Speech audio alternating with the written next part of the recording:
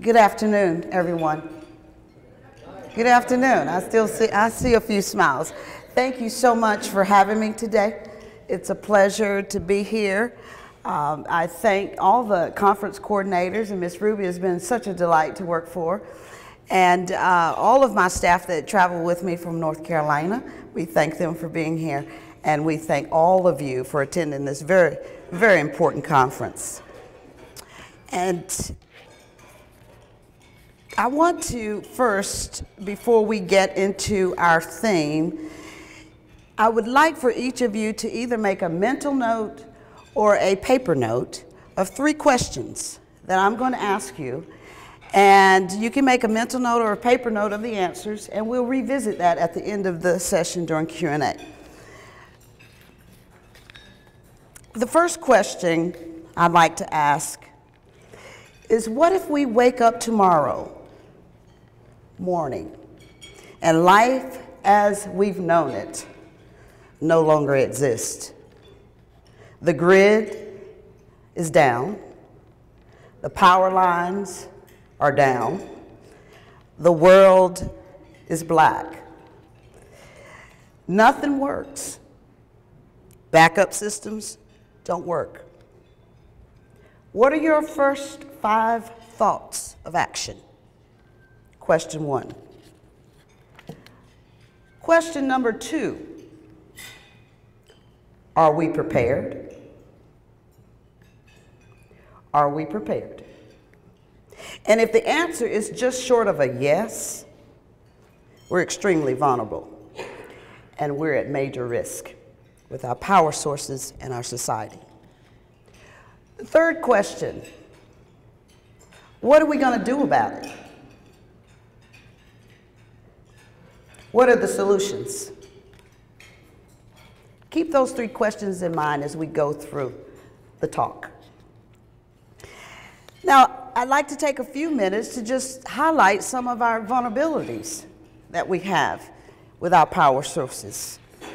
And the first highlight I'd like to bring up is green energy. I'm going to list vulnerabilities at this point. The first vulnerability we have is green energy.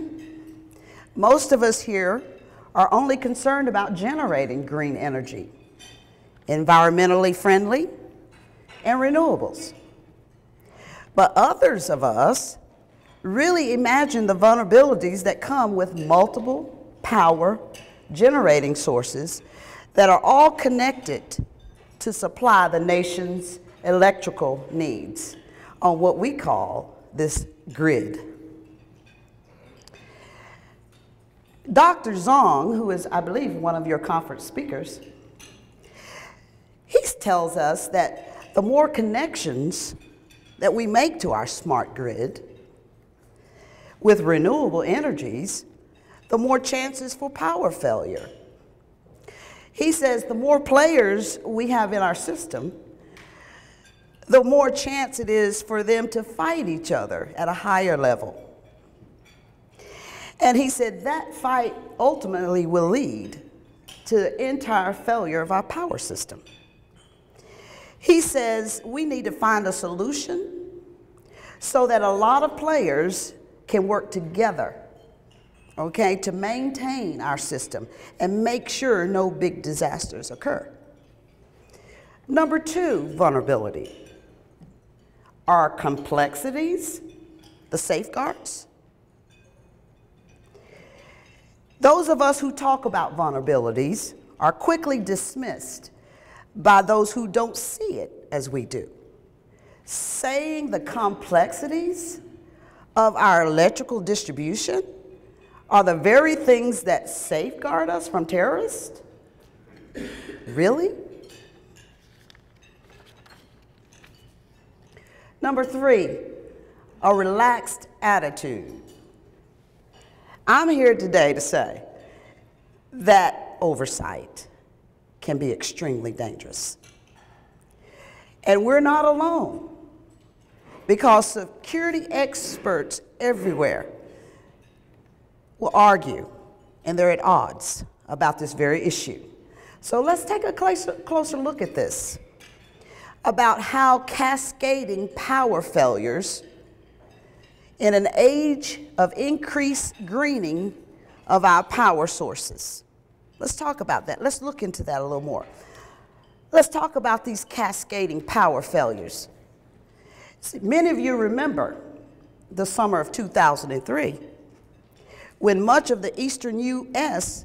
was totally blackened out because of a massive power failure. But what many of us don't know is that it all started with a tree falling on a power line in Ohio.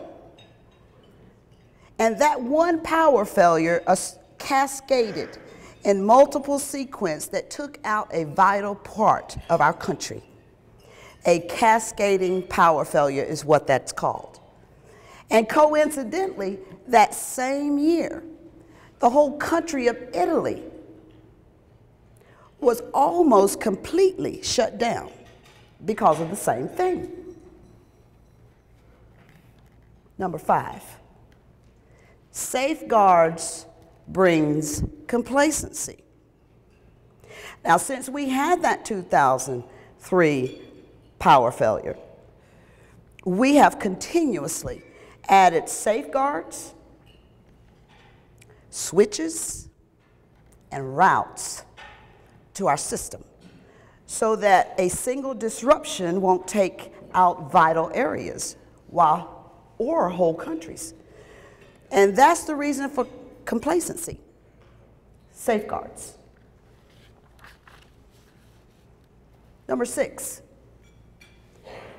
aging power grid is a worry. But that's not the big one. Here in Texas, the power grid is, of course, administered by ERCOT. A high-level engineer named Kent Satoff, and I hope I'm saying that right, Colonel, has been with ERCOT for a long time. We all know him as an energy guru. So Kent reminded us that the antiquated electric system itself is only part of a very old infrastructure we have here in the United States. He also said we've got certain transmission lines that are 50 years old. And he said also it's very difficult to build new transmission lines. So then he went on to admit that age in transmissions and their lines is not his big worry. Most of the concern about terrorist attacks is in regard to cyber terrorism. He says, Phrantceena, we couldn't really run the system we have without computers. And I think the main concern in terrorism area is if someone could get control of those computers and perform such actions as damaging the whole system. So that brings me to cyber terrorism. So we have 2 items under cyber terrorism that we need to address. The first one is cyber crime. Now we have new threats and from cyberspace. And the concern this time is that it won't be a tree falling on a power line. It will be a single person. But who would think such a thing? Who would want to do that? Who would want to take down our power grids? And why would they want to do that? For those on the most elementary level, we must first understand the difference between cyber crime and cyber warfare. There is a difference. Cyber crime is used primarily, the benefit for cyber crime is financial gain or some business advantage. That's your cyber crime. And when you look at cyber warfare,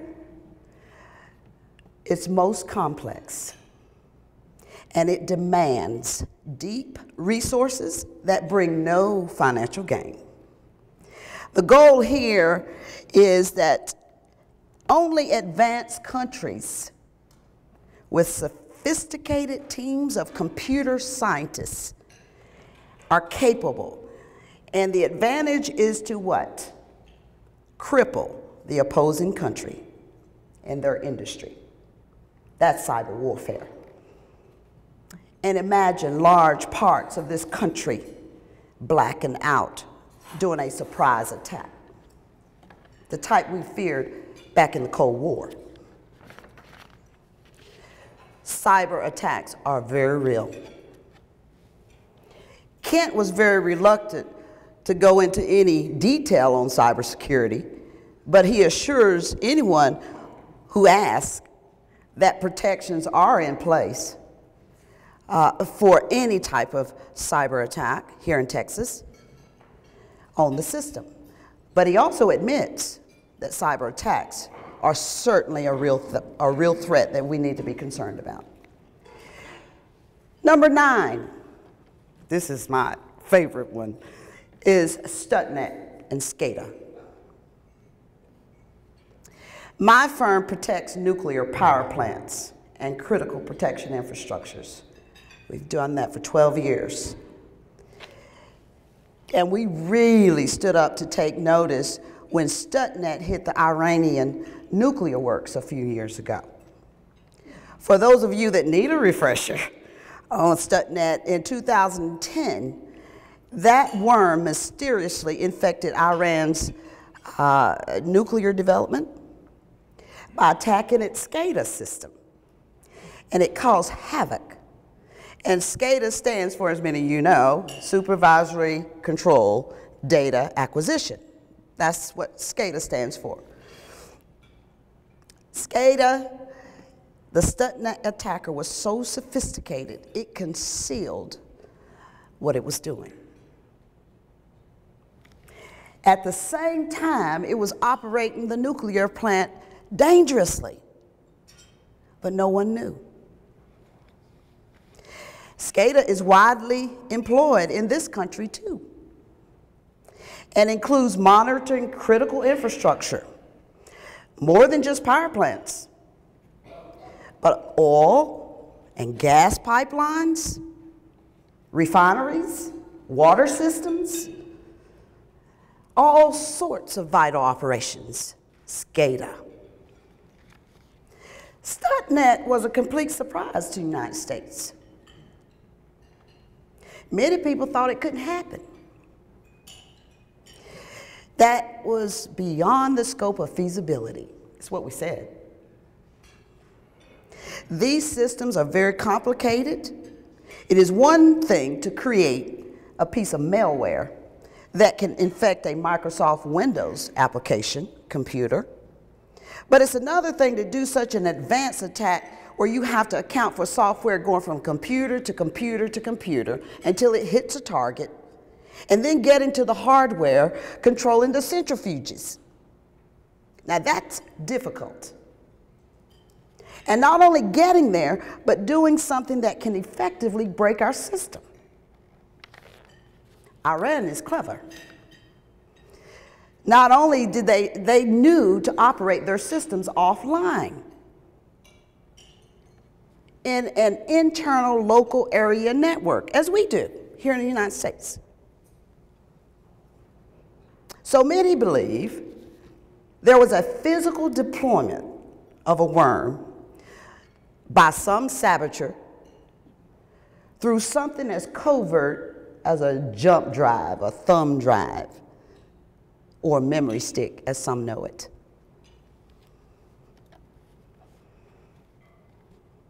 Our contacts at ERCOT say there are about 500 different power connections feeding our grid, feeding our energy grid. So let's look at how many different energy sources are connected to our power grid. Let's see, we have what? Gas, we have solar, wind, coal, nuclear, just to start. Then comes along tide, thermal, and how many more are we going to learn about at this conference in the next couple of days?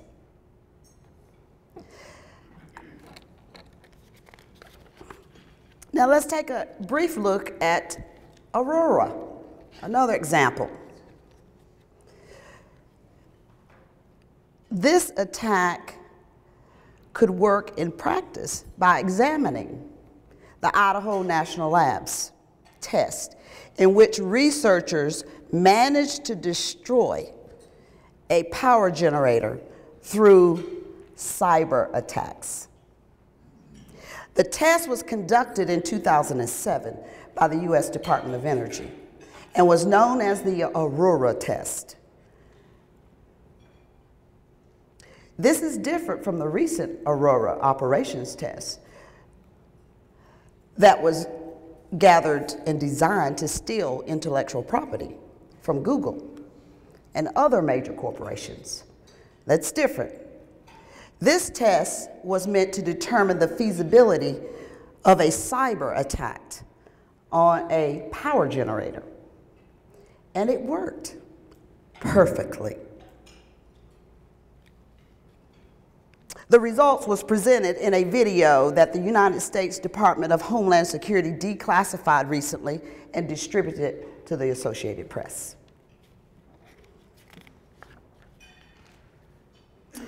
Number 11, cyber war is defense dominated, defensive dominated.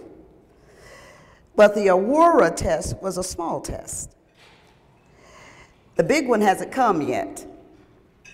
When it does, it may not be a friendly government test and could be devastating.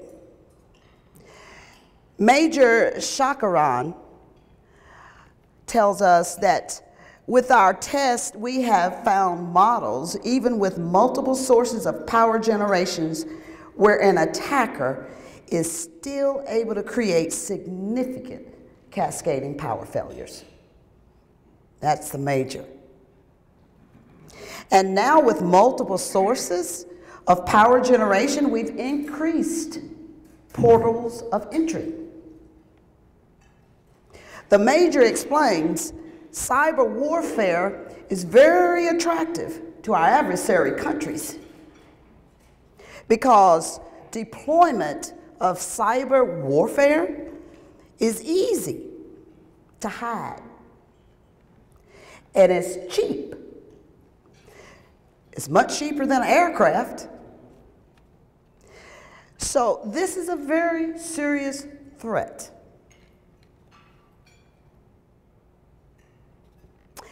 We believe that it's much easier to create offensive technology in cyber war than defensive.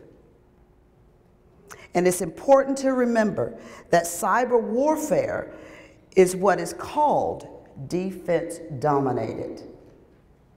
So what we need to do today is look at offensive technology created. In cyber warfare, it's very hard to stay ahead of the game and anticipate an opponent's next move. So that's why offensive technology is critical for creation. Number 12, the U.S. is falling behind in teaching cyber warfare. Another one of our advisors is a leading authority on cybersecurity that many of you might know, Dr. David Irwin, a noted professor of electrical engineering at Auburn University in Alabama. That's just right up the road from our training facility at Alabama State University. Dr. Irwin has also written a book about it. He's co-authored a book called Introduction to Computer Networks and Cybersecurity. Last June, if those of you that can recall, Dr. Irwin told us he sees the U.S. falling behind our adversaries in teaching our children early, at an age when they can readily absorb information on the dangerous and the methods of cyber warfare. Dr. Irwin said, I think the younger the better. And he also said, for an example, We hear that this stuff has already been taught K through 12 in China. They're already teaching this kind of stuff there. They're teaching attack and defense, K through 12 in China.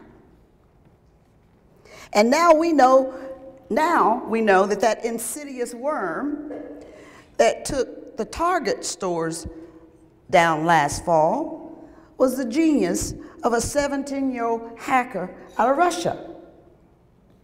I don't think the bad guys are going away, says Dr. Irvin. And as a result, I think we're going to have to protect ourselves.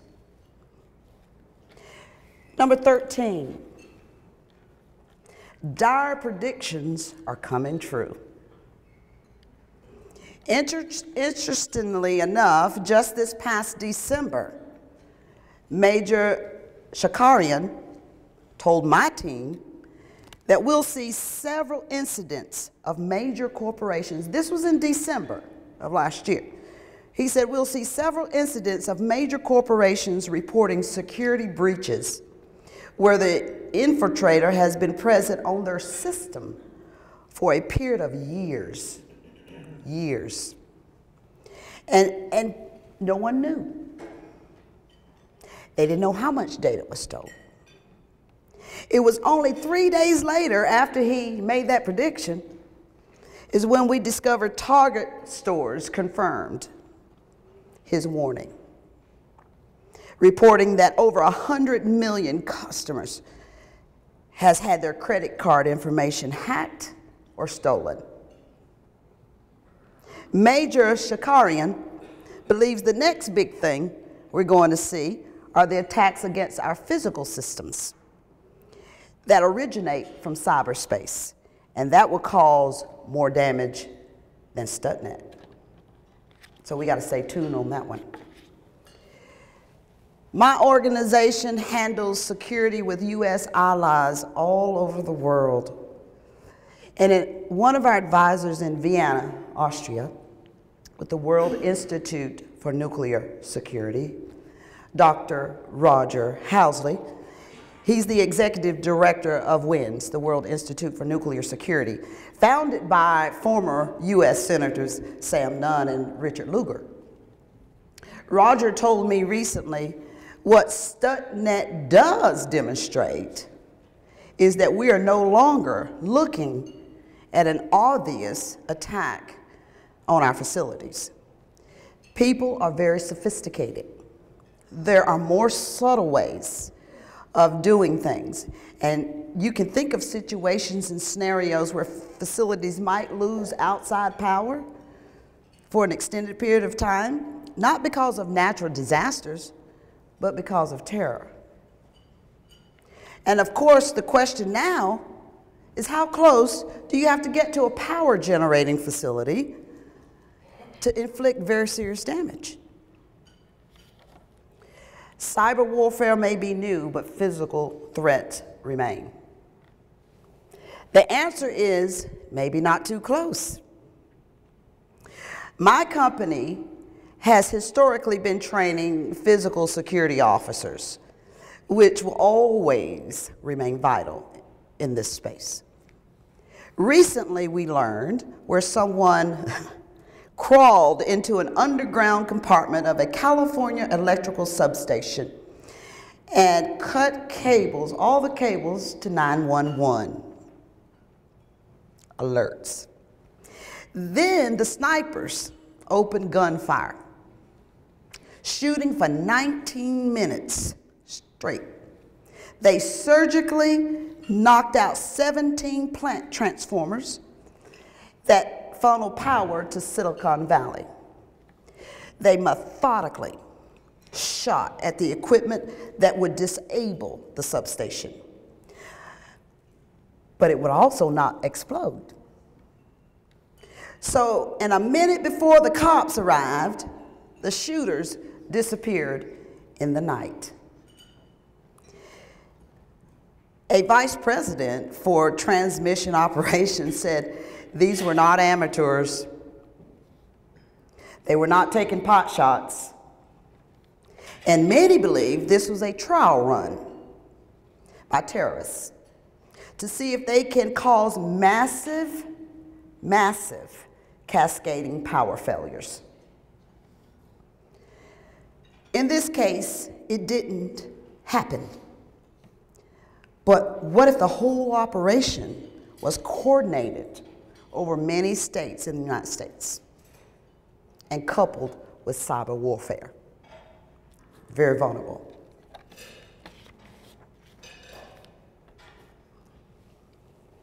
What we think is impossible really isn't.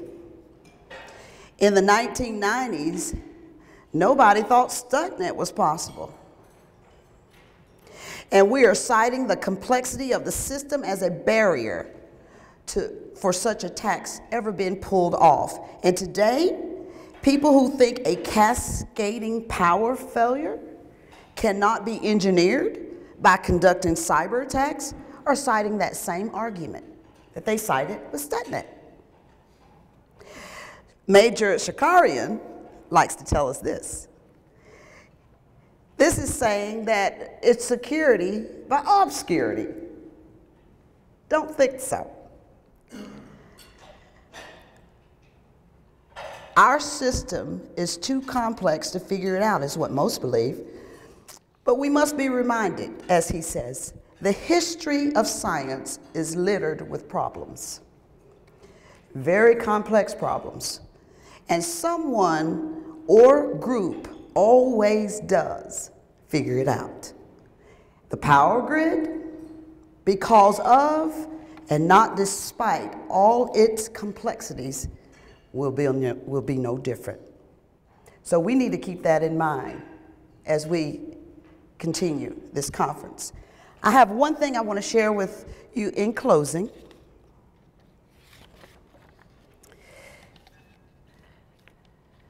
Our power grids and our terrorist attacks our very livelihoods, the core of our being, our lights, our energy. And in the space that I've been in for the past 12 years in security, it's not going away anytime soon. And we have to take personal responsibility for developing a new way. And it oftentimes for me seems like we're in a race against time and a race against terror, and we don't know where it's going to hit. So what I found in my years in nuclear security and in protecting other critical infrastructures, it's a race. And we often get discouraged. We just had a shooting in Fort Hood.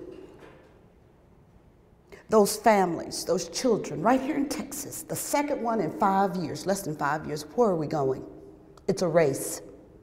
And I want to share with each one of you what gives me consolement and encouragement in this race on terror. And I will recite it in a poem.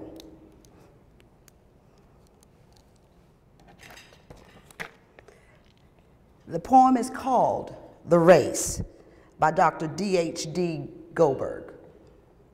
Whenever I start to hang my head in front of failure's face, my downward fall is broken by the memory of a race. As children's race, young boys, young men, how I remember well. Excitement, sure, but also fear. It wasn't hard to tell. They all lined up, so full of hope. Each thought to win that race or tie for first, or if not that, at least take second place. Their parents watched from off the side, each cheering their son, and each boy hoped to show his folks he would be the one. The whistle blew, and off they flew, like chariots of fire, to win, to be the hero. There was each young boy's desire. One boy in particular, whose dad was in the crowd, was running in the lead and thought, my dad will be so proud. But as he speeded down the field and crossed a shallow dip, The little boy who thought he'd win lost his step and slipped. Trying hard to catch himself, his arms flew everywhere, and amidst the laughter of the crowd, he fell flat on his face. As he fell, his hope fell too. He couldn't win it now. Humiliated, he just wished to disappear somehow. But as he fell, his dad stood up and showed his anxious face, which to the boy so clearly said, "Get up and win that race." He quickly rose, no damage done, behind a bit, that's all, and ran with all his might, and might to make up for his fall. So anxious to restore himself, to catch up and to win, his mind went faster than his legs. He slipped and fell again. He wished that he had quit before with only one disgrace. "I'm hopeless as a runner now. I shouldn't have tried to race." But through the laughing crowd, he searched and found his father's face with a steady look that said again, "Get up and win that race."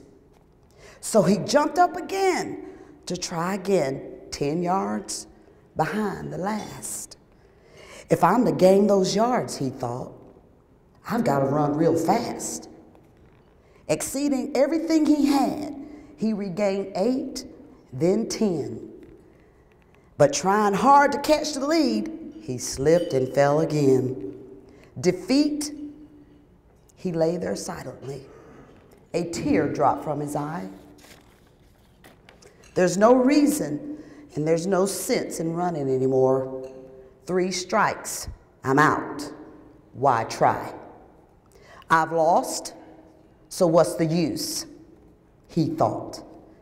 I'll live with my disgrace.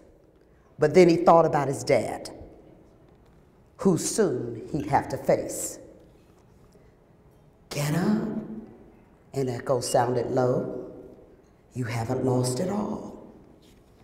For all you have to do to win is rise each time you fall." "Get up," the echo urged him on. "Get up and take your place. You were not meant for failure here. Get up and win that race." So up he rose to run once more, refusing to forfeit, and he resolved that win or lose, at least he wouldn't quit. So far behind the others now, the most he'd ever been, still he gave it all he had and ran like he could win. 3 times he'd fallen stumbling. 3 times he rose again. Too far behind to hope to win, he still ran to the end. They cheered another boy who crossed the line and won first place. His head was high, he was proud, and he was happy. No falling, no disgrace. But when the fallen youngster crossed the line in last place, the crowd gave him a greater cheer for finishing the race. And even though he came in last, with head bowed low, unproud, you would have thought he won the race to listen to the crowd. And to his dad, he sadly said, "I didn't do so well, Dad." "To me, you won," his father said, "because you rose each time you fell." And so I say to us, in this race on terror, these terrorists attacking our power grids, the livelihoods of our children, of our workplaces, we are United States of America. We are citizens of this great state of Texas. And so now when things seem dark, and they will, Fort Hood is dark right now. And bleak and difficult to face, the memory of that little boy helps me in my own race. For all of life is like that race, with ups and downs and all. And all you have to do to win is rise each time you fall. And when depression and despair shout loudly in my face, another voice within me says, get up and win that race. Let's get up and win this race on terror. Thank you, ladies and gentlemen.